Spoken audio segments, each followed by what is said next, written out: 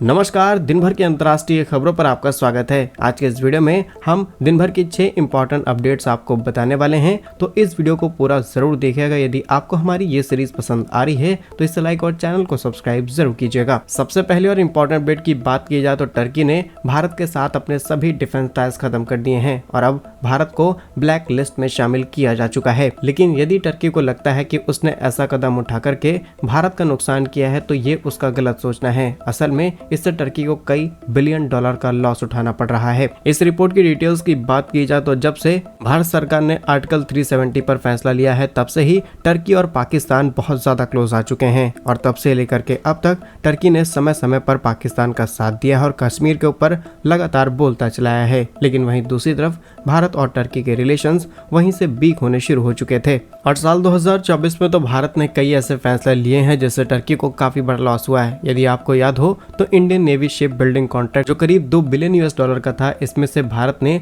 Turkey को सीधे सीधे बाहर कर दिया और टर्की को सिर्फ इस चीज से दिक्कत नहीं बल्कि भारत लगातार आर्मेनिया को जो डिफेंस एक्सपोर्ट कर रहा है इससे भी इन्हें दिक्कत है। और अब फाइनली टर्की ने ऑफिशियली इस चीज का कंफर्मेशन दे दिया है कि वो भारत के साथ अभी अपने सभी डिफेंस टाइज को खत्म कर रहे हैं और अब पूरी तरीके से पाकिस्तान का सपोर्ट करने वाले हैं और भारत को वो अपनी ब्लैक लिस्ट में शामिल कर चुके हैं। यानी कि भविष्य में भी डिफेंस को लेकर के किसी भी प्रकार का आदान प्रदान दोनों देशों के बीच में नहीं किया जाएगा। फिलहाल आप क्या सोचते हैं टर्की के इस फैसले पर, हमें कमेंट्स में जरूर बताइएगा। बात की जाए दूसरी बड़ी अपडेट की तो फाइनली हिजबुल्ला की तरफ से इजराइल के नॉर्थ सेक्शन में एक बड़ा हमला किया गया है। रिपोर्ट्स के मुताबिक इजराइल के काफी बड़े मिसाइल बेस पर कई रॉकेट के हेल्प से हमला किया गया है। हिजबुल्ला का दावा है कि यहाँ पर उन्होंने करीब 4 लड़ाके मार दिए हैं और कई इजरायली सैनिकों को वहां से हटना पड़ा है। लेकिन अभी भी ये पूरी तरीके से चुप नहीं बैठने वाले हैं। 2 और ठिकानों पर हमला किया जाएगा और इसी चीज का बदला लेने के लिए अब इजराइल भी तैयारी कर रहा है। फिलहाल इस चीज को क्लियर करते हुए इजरायली सेना ने प्रतिक्रिया दी है। इजराइल का कहना है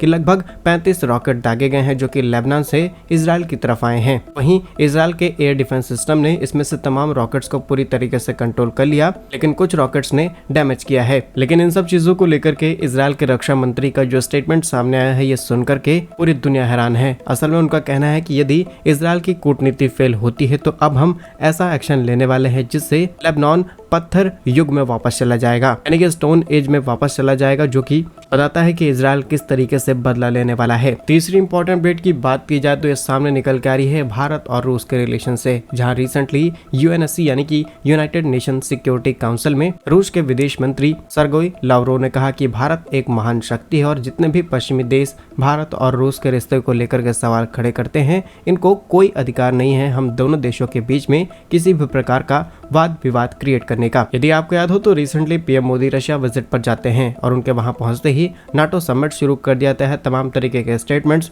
पीएम मोदी पर दिए जाते हैं और ये लिमिट्स क्रॉस होनी तब शुरू हुई जब अमेरिका के नेशनल सिक्योरिटी एडवाइजर भारत को रूस से दूर रहने के संकेत देना शुरू करते हैं। वो कहते हैं कि अगर भविष्य में भारत और चीन के बीच विवाद बढ़ता है तो रूस पूरी तरीके से चीन के साथ खड़ा रहेगा और ऐसे में भारत को काफी बड़ा डैमेज उठाना पड़ेगा। लेकिन अब डिप्लोमेटिकली आए इन सवालों का जवाब भी डिप्लोमेटिकली दिया गया है in United nation security council और यहाँ पर सिर्फ रूस भारत का सपोर्ट नहीं कर रहा बल्कि भारत ने भी खुद को डिफेंड किया है। भारत के विदेश मंत्री एस जयशंकर जी ने सभी पश्चिमी देशों को सिर्फ एक जवाब दिया जिससे इन सभी आलोचकों का मुंह बंद हो गया। असल में इन्होंने कहा कि हम अगर रूस से तेल खरीदते हैं उन सभी देशों को दिक्कत होती है, लेकिन अगर वही तेल भारत आता है, रिफाइन होता है और उसके बाद हम यूरोप के अंदर एक्सपोर्ट करते हैं तो ये यूरोपीय देश लगातार भारत से लार्ज अमाउंट में ऑयल खरीद रहे हैं और रिसेंटली भारत के डीजल की डिमांड पूरे यूरोप में हाई पहुंच गई है। इसी चीज को लेकर के विदेश मंत्री ने जवाब दिया कि पश्चिमी देश जितना ज्यादा चुप रहे उतना ही उनके लिए बेहतर है। वहीं चौथी इंपॉर्टेंट अपडेट की बात की जाए तो ये सामने निकल के आ रही है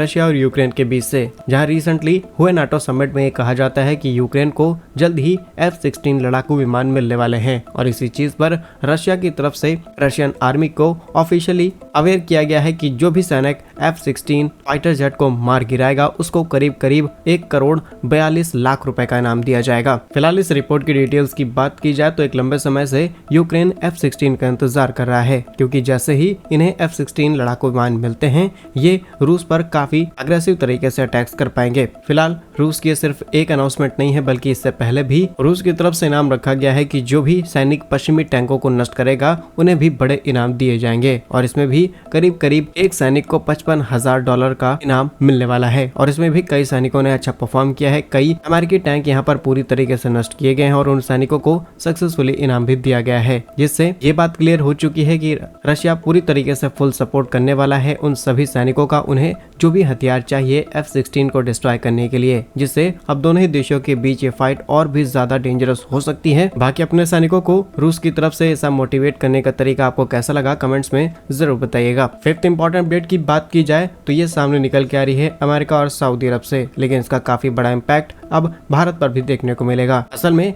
जब से पेट्रो डॉलर कॉन्ट्रैक्ट पूरी तरीके से खत्म हुआ है, तब से सऊदी अरब अपने बिजनेस को पूरी तरीके से डाइवर्सिफाई करने में लगा हुआ है। इसके अलावा ये बात भी क्लियर हो चुकी है कि यूनाइटेड स्टेट के अंदर अब सत्ता परिवर्तन हो सकता है, जिसके बाद आने वाली नई गवर्नमेंट खासकर मुस्लिम कम्युनिटी के थोड़ा सा अगेंस्ट में बात करती है। रिसेंटली अमेरिका की तरफ से यूके को लेकर के जो स्टेटमेंट दिया गया है कि ये लगातार एक मुस्लिम आबादी वाला कंट्री बनता चला जा रहा है, इससे ये पता चलता है कि अमेरिका की नई गवर्नमेंट किस प्रोपेगेंडे पर काम करने वाली है। लेकिन इसी बीच सऊदी अरब ने एक बड़ा फैसला लिया है। सऊदी अरब अमेरिका के साथ अपने कनेक्शंस को लूज करते हुए चाइना के साथ अपने रिलेशन स्ट्रॉन्ग कर रहा है, लेकिन सऊदी अरब भी एक लिमिट तक बिजनेस और इन्वेस्टमेंट से रिलेटेड डील्स चाइना के साथ करेगा। सऊदी अरब ये बात बहुत अच्छे से जानता है कि भविष्य में चीन इन्हें कर्ज के तले दबा सकता है, लेकिन सऊदी अरब है, पाकिस्तान नहीं। फिलहाल दोनों देशों के बीच होने वाले कुछ इंपॉर्टेंट समझौतों की बात की जाए तो अब लगातार चाइना से कई हथियार सऊदी अरब खरीदने वाला है। जहां अभी तक सऊदी अरब अमेरिका को अपना सबसे बड़ा डिफेंस पार्टनर मानता था, लेकिन जिस तरीके से सिर्फ डॉलर का इस्तेमाल करते हुए सऊदी अरब ने तेल बेचा है, इससे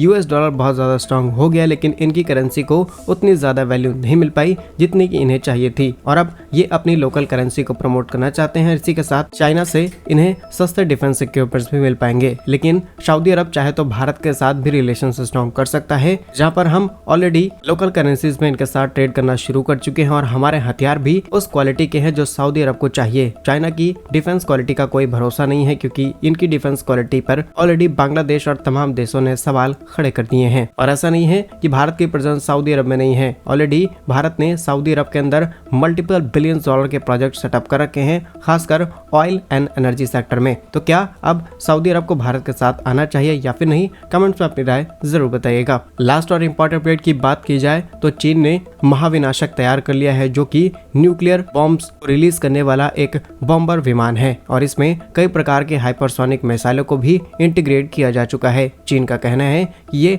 अपने बॉर्डर्स और साउथ चाइना सी इसी के साथ पैसिफिक ओशन में इसे डिप्लॉय करने वाले हैं, जो कि न सिर्फ भारत बल्कि अमेरिका के लिए एक बड़ा खतरा है। डिटेल्स की बात की जाए तो पीपल्स लिबरेशन आर्मी ने पहली बार अपने न्यूक्लियर पावर शियान H-6 के बॉम्बर में हाइपरसोनिक मिसाइलों को लेस कर दिया है, जहां पर 10 से भी ज्यादा ऐसे प्रोजेक्ट ऑलरेडी चाइना तैयार कर चुका है और कई की डिलीवरी सक्सेसफुली की जा चुकी है, यानी कि इन्हें आर्मी को डिलीवर किया गया है और इनकी तैनाती शुरू की जा चुकी है। और चीन सिर्फ इतना ही नहीं बल्कि जिन देशों के साथ मिलिट्री एक्सरसाइज परफॉर्म कर रहा है उनको भी H-6K की ट्रेनिंग दे रहा है, यानी कि भविष्य में चीन इन्हें बेचने की भी तैयारी में है। हैरानी की बात यह है कि एक ऐसा विमान है जो न्यूक्लियर बॉम्ब दाग सकता है। इसी के साथ इसमें कई एडवांस हाइपरसोनिक मिसाइल लगी हैं और इसमें लगे हुए हाइपरसोनिक मिसाइल करीब 1500 किलोमीटर दूरी तक मार कर सकती है। अब इस चीज को काउंटर करने के लिए भारत को कई और एडवांस वेपन्स पर काम करना शुरू करना पड़ेगा। फिलहाल क्या कुछ कहना है आपका इन सभी अंतर्राष्ट्रीय खबरों पर, हमें कमेंट्स में जरूर बताइए। यदि आपको हमारी ये सीरीज पसंद आ रही है तो इसे लाइक और चैनल को सब्सक्राइब जरूर कीजिएगा। वंदे मातरम, भारत माता की जय।